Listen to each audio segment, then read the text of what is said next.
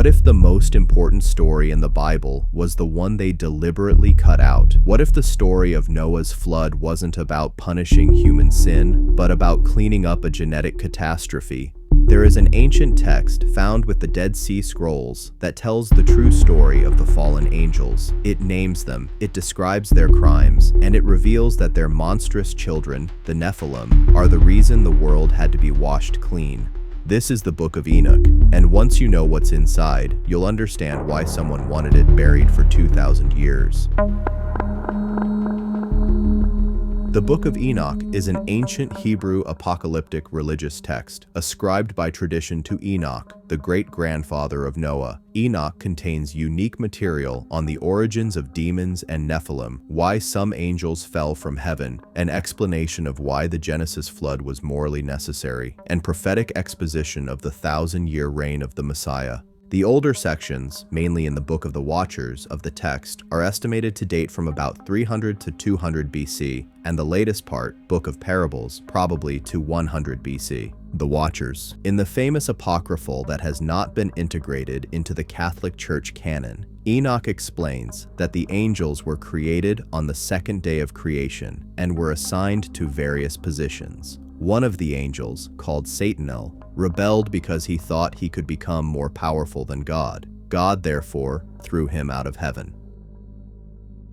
The rebel angels, led by Azazel, are called Watchers, egregorians, or Beni Elohim in Hebrew. Among them, Asmodeus, Sataniel, Samael, Belial, Mastema, Milki Resa, and Semihaza. When men began to increase on earth and daughters were born to them, the divine beings saw how beautiful the daughters of men were, and took wives from among those that pleased them. The Lord said, "My breath shall not abide in man forever, since he too is flesh. Let the days allowed him be 120 years. It was then, and later too, that the Nephilim appeared on earth, when the divine beings cohabited with the daughters of men, who bore them offspring. They were the heroes of old, the men of renown." Genesis 6:1-4. This is the only account of the Watchers in the Bible. According to some early Christian writers, the mysterious episode of Genesis is the proof that the demons are the offspring of the supposed union of the angels of God and the daughters of men. Strangely, these theories are similar to the thesis supported by the apocryphal books of Enoch found near Qumran, 20 kilometers from Jerusalem near the Dead Sea, in 1947. The first objection to the legend was that the angels, as pure spirits, were plainly incapable of feeling sensual passions. The answer is lust. The angels were not overpowered with the passion of sensual love while they were as yet in their purely spiritual state.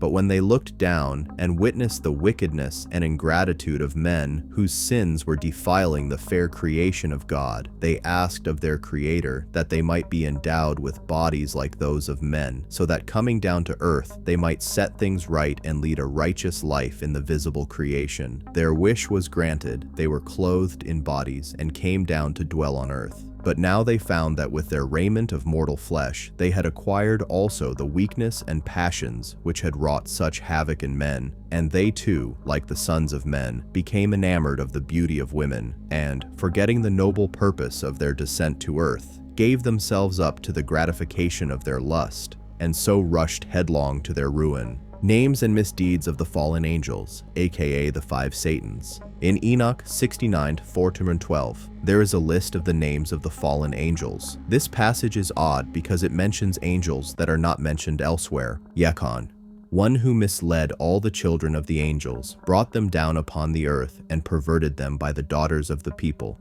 Asbel, one who gave the children of the holy angels an evil counsel and misled them so that they would defile their bodies by the daughters of the people. Gaderel, he who showed the children of the people all the blows of death, who misled Eve, who showed the children of the people how to make the instruments of death, such as the shield, the breastplate, and the sword for warfare, and all the other instruments of death to the children of the people. Pinami demonstrated to the children of the people the bitter and the sweet, and revealed to them all the secrets of their wisdom. Furthermore, he caused the people to penetrate the secret of writing and the use of ink and paper. Kasadya, he who revealed to the children of the people the various flagellations of all evil.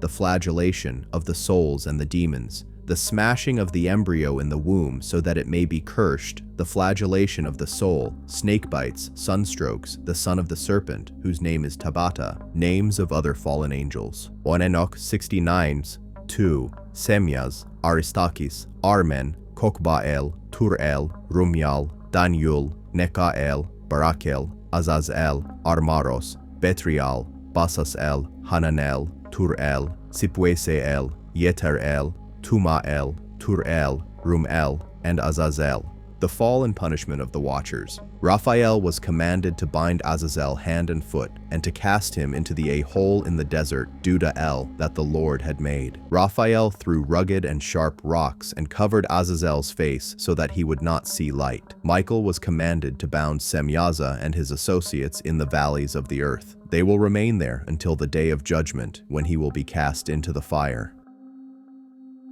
Or Enoch 85:90 gives a similar account of the fall of the angels. In these passages, a star, Azazel, fell from heaven and began to pasture among the oxen, mankind. A number of stars then fell and were transformed into bulls. They began to cover the cows. The angels married mortal women, who then gave birth to elephants, camels, and asses, the giants. The oxen then became restless and began to fight, but they became prey to the wild beasts. The archangels then appear in the disguise of men. One seizes the first of the fallen stars and casts it into the abyss. A second gives the elephants, camels, and asses a sword so that they will slay each other. A third archangel stones the other fallen stars and casts them into the gulf. The story then goes on to describe the Maccabean revolt, which leads to a description of the final struggle between good and evil. The Book of Jubilees tells an account of the fall of the angels similar to that of 1 Enoch. It explains that the Watchers originally descended to the earth to teach mankind and do what is just, but they end with the daughters of men because these had begun to mix with earthly women so that they became defiled. Jubilees 4:22. God was displeased with the angels because of their lust for the daughters of men. Malalael named his son Jared because during his lifetime the angels of the Lord, who were called Watchers, descended to earth to teach mankind and to do what is just and upright upon the earth. Jubilees 4:15. In Jubilees, Mastema is the chief of the spirits. As God commanded the angels to bind all the evil spirits, Mastema came and asked the Lord that some of the spirits might be allowed to remain with him to do his will. God granted his request and allowed 1/10 of the spirits to remain with Mastema, while the other 9 parts would be condemned. When Mastema, the leader of the spirits, came, he said, "Lord Creator, leave some of them before me. Let them listen to me and do everything that I tell them, because if none of them is left for me, I shall not be able to exercise the authority of my will on mankind. For they are meant for the purposes of destroying and misleading before my punishment, because the evil of mankind is great." Then he said that 1/10 of them should be left before him, while he would make 9 parts descend to the place of judgment. Jubilees 10:8-9. The sins of the Watchers. Pride. 2 Enoch supports the same thesis as the Bible, i.e., the angels fall because of their pride and reluctance to submit to man. But one from the order of the archangels deviated, together with the division that was under his authority. He thought up the impossible idea that he might place his throne higher than the clouds which are above the earth, and that he might become equal to my power. And I hurled him out from the height together with his angels, and he was flying around in the air ceaselessly above the bottomless. 2 Enoch 29:4-5. Adam and Eve. In his jealousy, Satan decided to lead Adam astray, even though he was aware of his own sinfulness. When his plan worked, God cursed evil and ignorance, implying that it is through man's ignorance of his own nature that is the root of sin, not Satan. And the devil understood how I wished to create another world so that everything could be subjected to Adam on the earth to rule and reign over it. The devil is of the lowest places, and he will become a demon because he fled from heaven, Sotona because his name was Satanael. In this way he became different from the angels. His nature did not change, but his thought did, since his consciousness of righteous and sinful things changed, and he became aware of his condemnation and of the sin which he sinned previously, and that is why he thought up the scheme against Adam. In such a form he entered paradise and corrupted Eve. But Adam he did not contact. But on account of her, nescience, I cursed them. But those whom I had blessed previously, them I did not curse. And those whom I had not blessed previously, even them I did not curse. Neither mankind I cursed, nor the earth, nor any other creature, but only mankind's evil fruit-bearing. 2 Enoch 31:3-7. The books of Adam and Eve tell how Satan tempted and brought about the fall of Adam and Eve.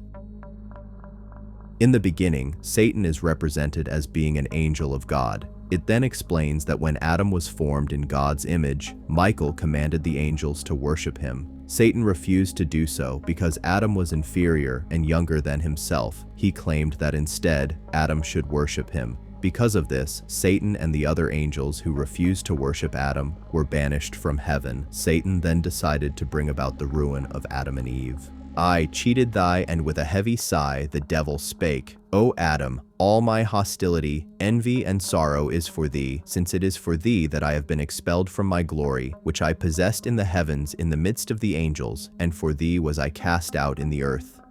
Adam answered, What dost thou tell me? What have I done to thee, or what is my fault against thee? Seeing that thou hast received no harm or injury from us, why dost thou pursue us? The devil replied, Adam, what dost thou tell me? It is for thy sake that I have been hurled from that place. When thou wast formed, I was hurled out of the presence of God and banished from the company of the angels. When God blew into thee the breath of life, and thy face and likeness was made in the image of God, Michael also brought thee and made us worship thee in the sight of God. And God the Lord spake, Here is Adam, I have made thee in our image and likeness. And Michael went out and called all the angels, saying, Worship the image of God as the Lord God hath commanded. And Michael himself worshipped first.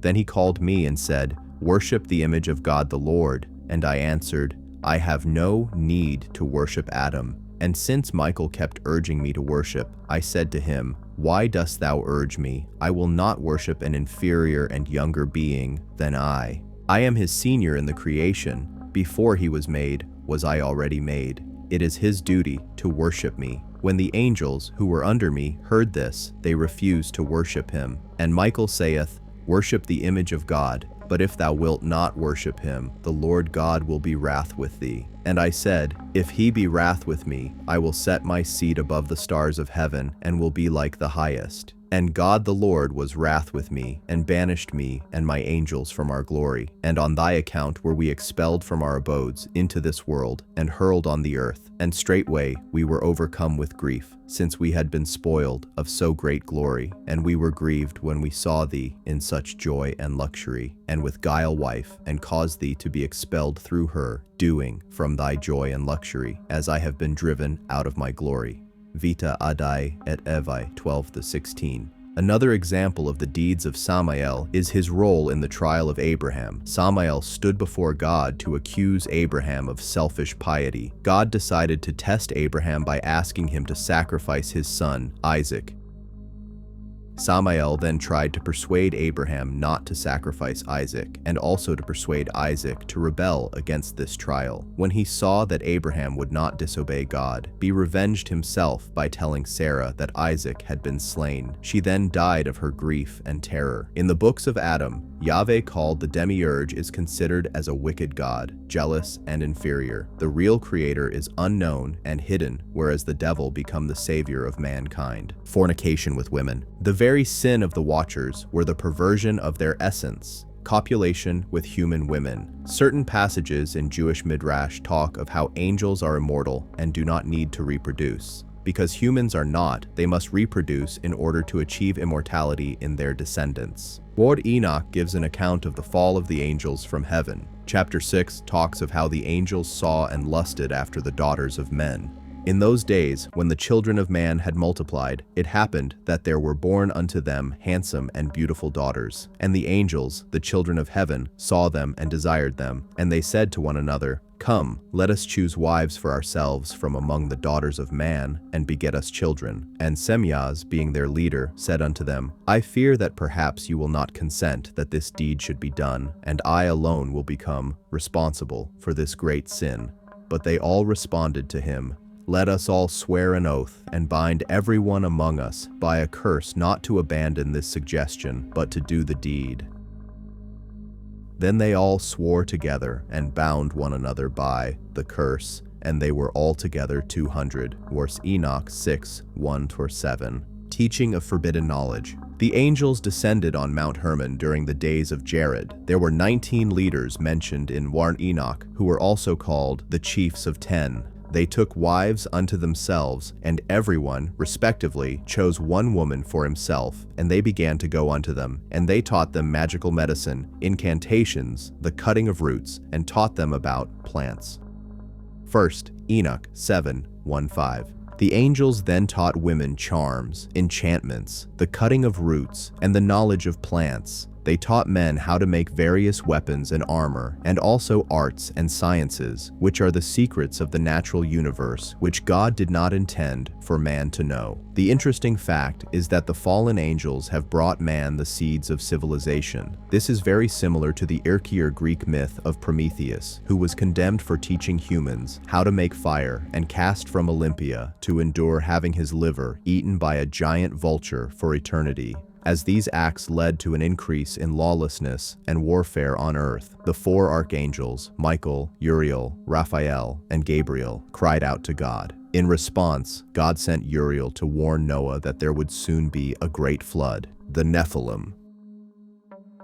The offspring of the union of the Watchers with the daughters of men were the giants. Said to be 300 cubits tall, the Nephilim were eventually dispatched by God's executive order, much like the Titanic Titans of Greek mythology. The fire giants of Norse mythos were also aligned with the powers of darkness.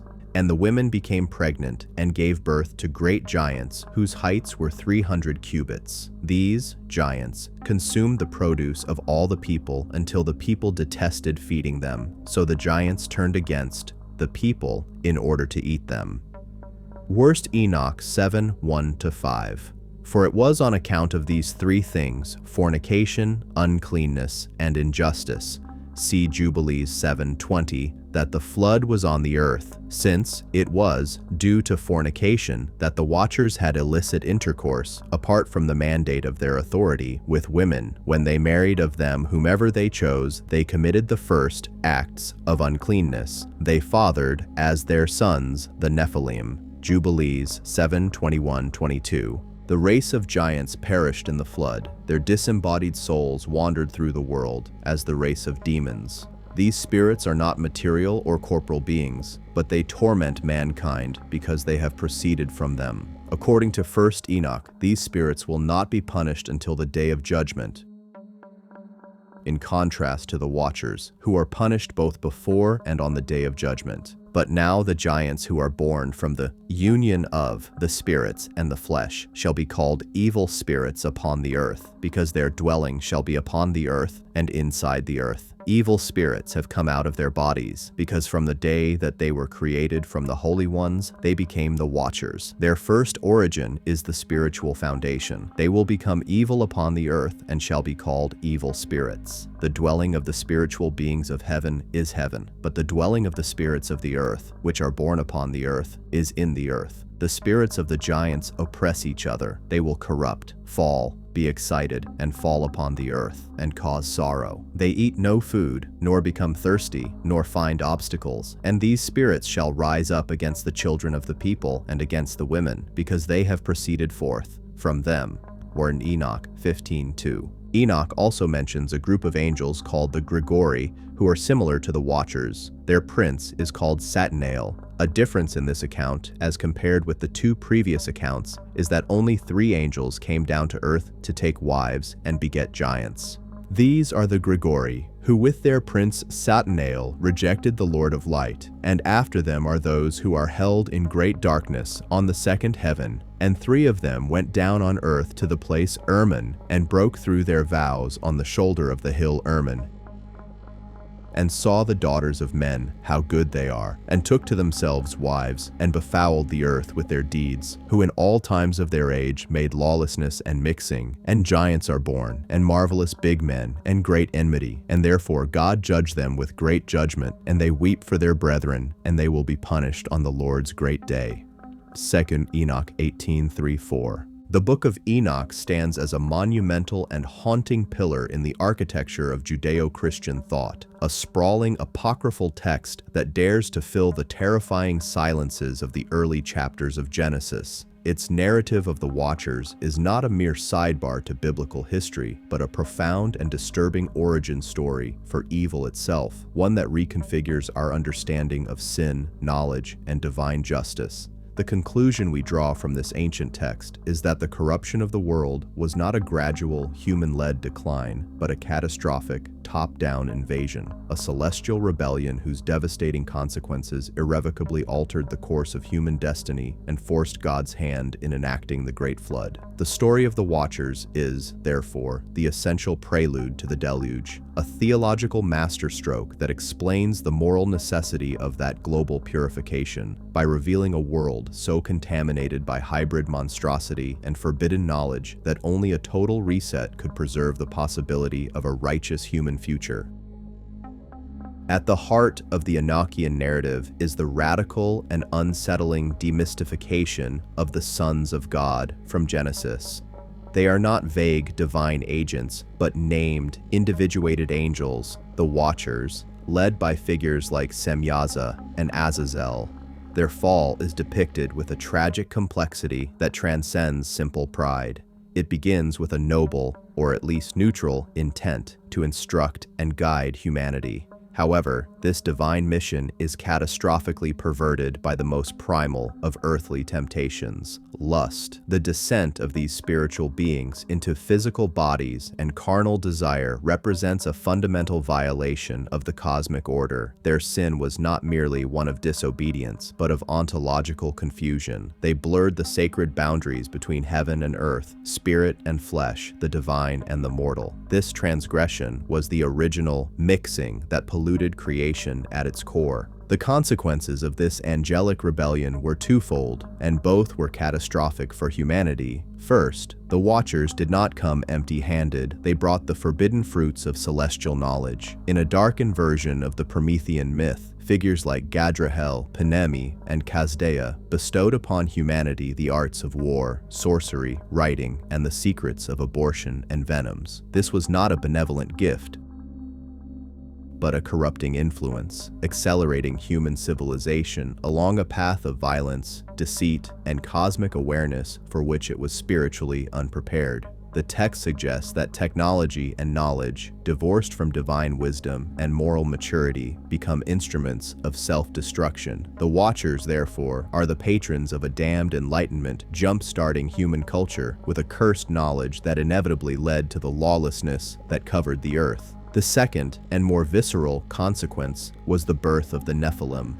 These hybrid giants were not the heroes of old of a sanitized mythology. They were monstrous beings of insatiable appetite who turned upon their human creators, consuming their resources and then their very flesh. They embodied the violent, chaotic result of the unnatural union between the spiritual and the material. Their existence was an abomination, a living testament to the broken cosmic order. Furthermore, Enoch provides a chilling etiology for demons. When the physical bodies of the Nephilim were destroyed in the flood, their disembodied, malignant spirits remained, becoming the evil entities that plague humanity to this day. Thus, the sin of the Watchers created a permanent, parasitic spiritual problem, a race of demons born from angelic lust and giant flesh, eternally tormenting the descendants of those they once preyed upon. The divine response, as detailed in Enoch, is one of meticulous and severe justice. The archangels are dispatched not as mere messengers, but as cosmic executioners and jailers. Azazel is bound and cast into a dark pit. Semyaza and his hosts are imprisoned in the valleys of the earth, and their monstrous offspring are set to destroy one another. This punishment is crucial to the narrative's theology. It demonstrates that the flood was not an arbitrary act of divine wrath, but a necessary surgical intervention to excise a metastatic evil. God is portrayed as a righteous judge who first incarcerates the celestial criminals and then cleanses the earth of their corrupting influence. The flood becomes the logical, moral, and inevitable conclusion to the Watchers' saga. The Enochian tradition also offers a powerful counter-narrative to the simpler fall of Satan due to pride. While that motif exists, as seen in 2nd Enoch and the life of Adam and Eve, the primary focus on the Watcher's lust presents a different, more insidious path to damnation. It suggests that evil can enter the world not only through a direct challenge to God's authority, but through a gradual seduction by the material world, a failure of mission, and a corruption of purpose. The Watchers fell not because they wanted to be God, but because they wanted to experience creation in a way forbidden to them. This makes their story a timeless warning about the dangers of forbidden knowledge, the abuse of power, and the catastrophic consequences when divine guardians become predatory corruptors. In conclusion, the Book of Enoch provides the indispensable backstory that Genesis 6 only hints at. It transforms the Great Flood from a punishment for general human wickedness into a targeted, cosmic cleanup operation. It answers the perplexing question of why God would resort to such a drastic measure by painting a picture of a world so thoroughly invaded and corrupted by celestial treason that no other remedy was possible.